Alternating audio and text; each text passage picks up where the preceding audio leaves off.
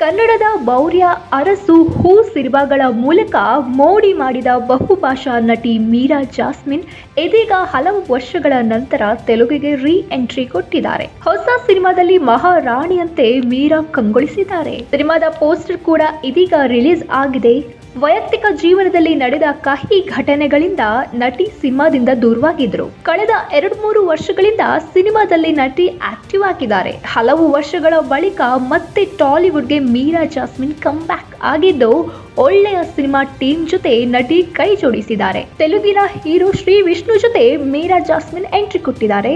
ಸ್ವಾಗ್ ಎಂಬ ಸಿನಿಮಾದಲ್ಲಿ ನಾಯಕಿಯಾಗಿ ಕಾಣಿಸಿಕೊಳ್ತಾ ಇದ್ದಾರೆ. ರಾಣಿ ಉತ್ಪಲಾದೇವಿ ಪಾತ್ರಕ್ಕೆ ನಟಿ ಜೀವ ತುಂಬಿದ್ದಾರೆ. ಸದ್ಯ ನಟಿಯ ಲುಕ್ ಅಭಿಮಾನಿಗಳ ಗಮನ ಸೆಳೆದಿದೆ. ಈ ಪೋಸ್ಟರ್ನಲ್ಲಿ ಅರಸು ಬೆಡಗಿ ಕಂಗೊಳಿಸಿದ್ದಾರೆ. ಟಾಲಿವುಡ್ನಲ್ಲಿ ಪವನ್ ಕಲ್ಯಾಣ್, ರವಿತೇಜ, ಬಾಲಯ್ಯ ಜೊತೆ ಮೀರಾ ದಶಕಗಳ ಹಿಂದೆನೇ ನಟಿಸಿದ್ರು. ಈಗ ಮತ್ತೆ ರೀ ಎಂಟ್ರಿ ಕೊಟ್ಟಿರುವ ಮೀರಾರನ್ನ ನೋಡಿ ಫ್ಯಾನ್ಸ್ ಖುಷಿ ಪಟ್ಟಿದ್ದಾರೆ. ಅಷ್ಟೇ ಅಲ್ಲ, ತಮಿಳಿನ ದಿ ಟೆಸ್ಟ್ ಮತ್ತು ತೆಲುಗಿನ ಸ್ವಾಗ್ ಸಿನಿಮಾಗಳು ಈಗ ನಟಿಯ ಕೈಯಲ್ಲಿವೆ.